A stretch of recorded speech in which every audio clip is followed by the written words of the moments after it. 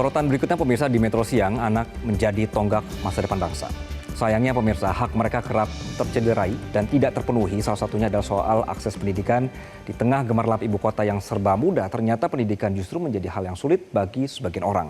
Seperti apa kisah mereka, berikut telusur kasus pendidikan hak anak yang terlupakan oleh jurnalis Metro TV Reda Pulpi.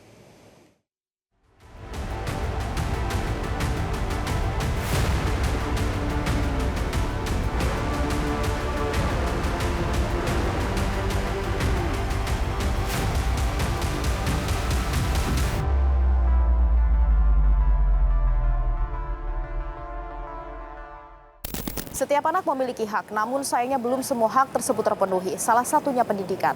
Menurut data dari Kementerian Pendidikan Dasar dan Menengah, setidaknya ada 3,9 juta anak Indonesia yang belum bersekolah saat ini. Mulai dari putus sekolah, sudah lulus namun tidak melanjutkan jenjang pendidikan, hingga belum pernah merasakan bangku sekolah. Ini yang paling banyak, lebih dari 2 juta anak Indonesia. Sementara alasan mereka pun beragam, mulai dari tidak ada biaya, bekerja, menikah, hingga mengalami perundungan. Lalu bagaimana pemirsa kisah mereka dan apa peran dari pemerintah? Ikuti penelusuran kami. Anak-anak, tonggak masa depan bangsa yang sayangnya seringkali tercederai hak-haknya. Terlantar, dipaksa bekerja padahal belum saatnya, hingga tak bisa mengenyam bangku pendidikan. Tingginya angka anak putus sekolah di Indonesia yang mencapai 3,9 juta anak menjadi keprihatinan yang seharusnya sudah menjadi alarm bahaya. Tak perlu jauh-jauh di daerah pinggiran, tim Metro TV menemui banyak anak putus sekolah di tengah gemerlap ibu kota, tepatnya di Mangga Besar. Kami bertemu Rasya, Erlando, Ariel, dan Cesar. Keempatnya terpaksa putus sekolah dengan alasan yang hampir serupa, ekonomi. Nama saya Erlando Gozali, usia 19 tahun. Nama saya Ariel Saputra, umur 20 tahun. Nama saya Muhammad Rasya, umur 16. Nama saya Caesar Fadilah, umur 19 tahun. SMP di SMP JPIP Jakarta Pusat. Enggak, kelas 2. Selama biaya sekolah waktu itu ayah pas keluar dari kerjaan mungkin udah enggak lagi ya, nganggur, jadi tanpa biaya mungkin dari pihak yayasan terpaksa ngeluarin, jadi nggak lulus. Sempet nyesel sih, cuman mau gimana lagi, yang namanya biaya kan lagi zaman COVID kan lagi susah tuh. Di jenjang SMP, nggak ada biaya. Diskusi dulu sama mama, tapi mama juga belum sempet juga, kalau mau swasta juga nggak ada biayanya. Baru semester 2. Kuliah ya? Enggak. Apa? SMA? SMA. Oh, SMA. Salah masuk ini jurusan. Saya nggak masuk sampai banyak karena nggak sanggup ya. Kenapa? Nggak sanggup pelajarannya. Tapi gurunya nyaranin masuk ke ini SMA 35 karena belum ada ijazah SMP-nya, belum diambil. Tapi sudah lulus? Iya, udah. Oh, oke. Kenapa belum diambil ijazah SMP-nya? Karena swasta, belum bayar. Ada sih, tapi kalau untuk sekarang mungkin biaya ya. Iya, biaya lagi sih. Ada, tapi biaya lagi. Ada. Karena mau kerja. Sedikit berbeda dengan ketiga temannya, Cesar memilih tak melanjutkan sekolahnya karena ingin membantu sang ayah di bengkel. Mas terakhir kali sekolah di jenjang apa? SMP. Kenapa akhirnya nggak lanjut? Pengen ikut papa aja sih. Ikut apa? Kerja bengkel. Terbatas biaya kan tempo hari kan. Untuk kelanjutannya kan harus butuh uang untuk kelanjutannya lagi kan. Makanya dia coba dulu begini, ikut begini. Berarti karena salah satu karena biaya juga? Biaya, betul. Iskandar sebenarnya merasa sedih anaknya tak bisa lagi mengenyam bangku pendidikan. Keinginan orang tua kan pasti menginginkan setiap anaknya kan berpendidikan lebih dari orang tuanya kan. Mungkin saya aja kan di STM gitu, kan STM, SMA gitu kan. Terus kok anaknya bisa sampai di SMP gitu kan, sedih gitu kan.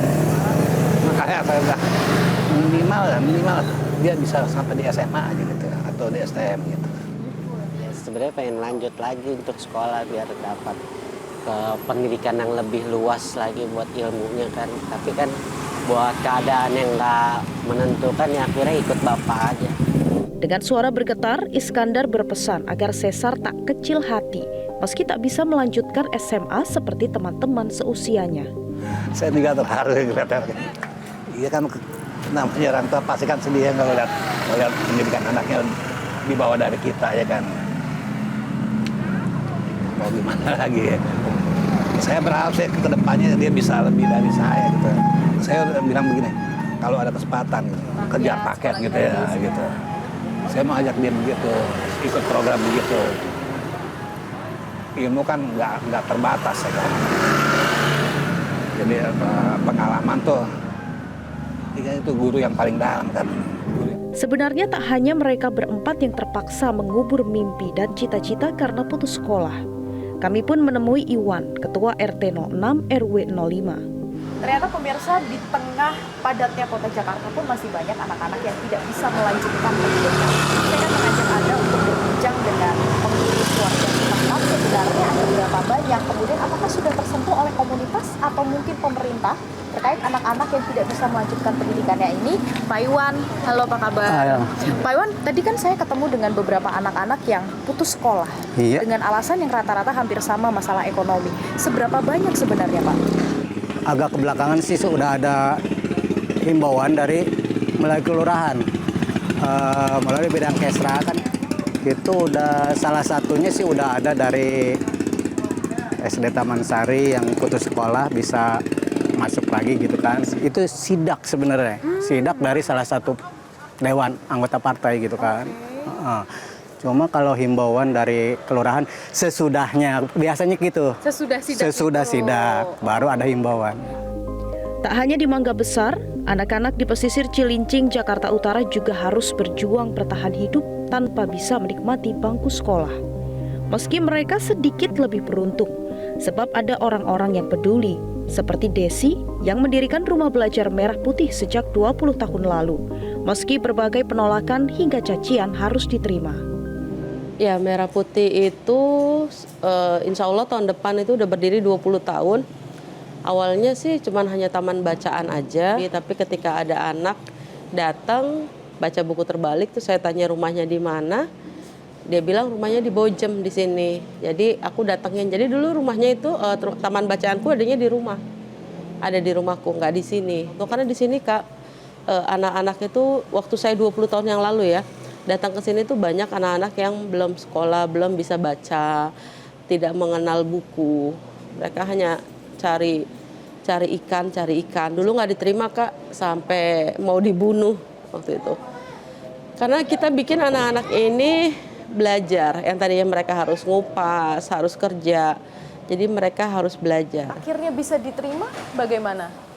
Prosesnya sangat nggak gampang Kak, sangat rumit. Kita pindah, kita dicemooh, kita buktikan kalau niat kita itu baik. Butuh waktu berapa lama Bu waktu itu?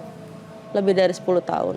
Meski berat, Desi menetapkan hati untuk mengabdi kepada anak-anak di pesisir. Masih banyak mereka putus sekolah, cuman niat mereka untuk sekolah itu nggak ada.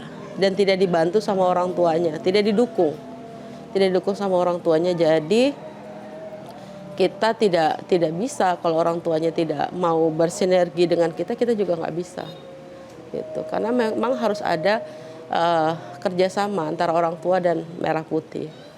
Alasan terbanyak anak-anak di sini putus sekolah kenapa? Apakah karena biaya? Ya, kurang lebih itu, biaya sama legalitas. Orang tuanya nggak tahu di mana. Tantangan terbesar itu adalah tidak ada kerjasamanya orang tua dengan kita. Itu yang paling besar. Terus di sini tindakan kriminal juga kan masih tinggi Kak. Jadi jangan salah, ketika kami belajar kami sering diganggu sama oknum-oknum yang nggak jelas. Bahkan sering ribut. Pernah 2 kali saya adu jotos. Iya, dengan preman di sini. Jadi waktu itu anak-anak sedang belajar di atas. Lalu mereka datang. Mereka lagi mabuk, mereka acak-acak. Iya, sudah kami peringatkan baik-baik, tapi mereka masih tetap ya nggak bisa. Tak hanya masalah mindset, lagi-lagi biaya juga menjadi kendala mereka. Kami sekarang nggak ada donatur dan kami kepengen bikin campaign. Tapi saya juga kepengen orang tuanya paham tentang ini dulu. Paham, jadi tidak semena-mena gitu. Kami juga bertemu Rusmina, kakak dari anak berusia 21 tahun yang sedang belajar di Rumah Merah Putih untuk kejar paket C. Dia bercerita, adiknya terpaksa putus sekolah bukan karena biaya, namun perundungan. Ya kembar, adik bungsu. Yang satu mah normal biasa kayak anak-anak lain. Ya kebetulan yang ini ada kekurangan lah sedikit gitu. Dia susah mencerna pembicaraan orang atau juga cepet banget lupanya Kak. Akhirnya kenapa nggak lanjut SMA? Karena waktu di SMP itu pernah kena bully. Itu pun dia nggak mau cerita. Saya juga nggak tahu kalau dia kena bully. Taunya udah lama, itu pun temannya yang cerita Kak. Makanya pas udah lulus SMP, kita itu kayak punya kekhawatiran takutnya malah terjadi lagi hal yang serupa. Akhirnya saya menjatuhkan pilihan di Merah Putih. Berhubung dekat dengan rumah, juga kita bisa mantau juga kan. Alhamdulillah sih happy banget dia mah. Biar kalau sakit panas-panas dikit dia nggak mau libur tuh, mau sekolah. Guru Besar Universitas Pendidikan Cecep Darmawan menyoroti banyaknya anak putus sekolah di Indonesia harusnya tak dipandang remeh oleh pemerintah. Anak-anak yang putus sekolah itu satu angka yang cukup memprihatinkan kita bersama ya. Di tengah upaya kita ingin memperbaiki SDM kita ya. Ketika pemerintah juga begitu perhatian terhadap stunting misalnya ya. Dan lain-lain itu, maka salah satunya juga harus memperhatikan anak-anak yang putus sekolah seperti ini. Cecep menambahkan, putus sekolah tak berakar pada biaya semata, tapi ada masalah lain yang tak kalah penting. Memberdayakan komunitas seperti itu bisa jadi ini satu alternatif ya yang menjadi solusi bagi penyelesaian anak-anak. Tetapi persoalan anak-anak yang putus sekolah itu tidak bisa sekedar di situ. Harusnya pemerintah begitu ada komunitas yang memberdayakan mereka, ya pemerintah turut serta juga misalnya dari sisi apa yang dibutuhkan oleh mereka. Ya tadi ada istilah apa sekolah kolong ya. Nah mungkinkah mereka itu dari sisi fasilitas bisa difasilitasi betul oleh pemerintah.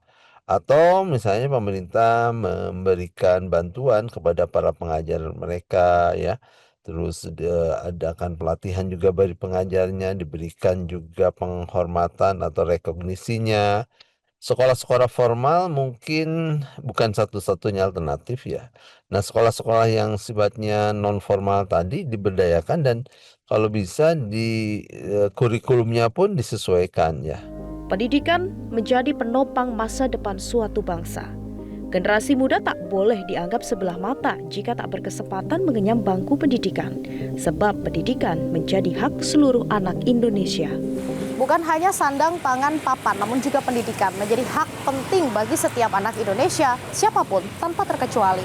Mari bersama kita pemirsa untuk mewujudkan pendidikan yang berkualitas bagi anak Indonesia untuk mencapai generasi emas 2045. Dari Jakarta, Tim Liputan Metro TV. Download Metro TV Extend sekarang.